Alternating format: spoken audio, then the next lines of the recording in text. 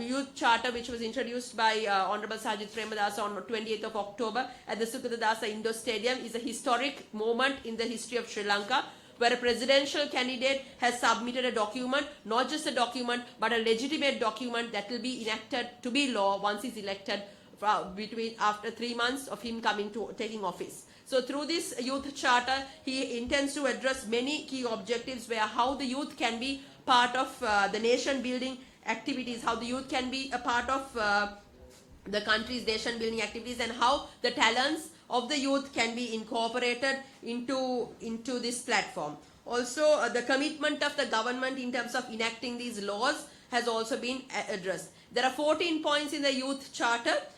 In short, if I may state, the importance of diversity, inclusion, building social harmony, building holistic development, youth with holistic development, and youth participation in governance, the education and skill development, how poverty alleviation and social inclusion, sustainable development, livelihoods and youth employment and youth entrepreneurships. He also intends to establish youth entrepreneurial hubs and incubation centers at all district levels. He also intends to set up centers of excellence where youth can be educated in terms of IT literacy, digital literacy, English language skills can be developed through these centers of excellence. And also he further states on the importance of peace building. And lastly, I'd like to say how the youth work can be legitimate. Legislations will be brought to recognize youth work as a distinct profession based on professional qualifications relating to specialized fields in Sri Lanka. Also, he touches on the differently abled youth and how differently abled youth will be made a part of the whole, how their needs will also be considered.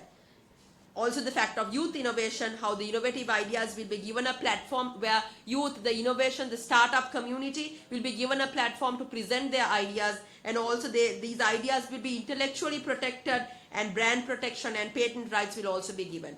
Also, I'd like to state that Honorable Sajid Premadasa introduced the Women's Charter. Women's Charter on the 21st of October. This is also similar to this, where he stated via the Women's Charter how the young women can be part of the local government process, where also he stated that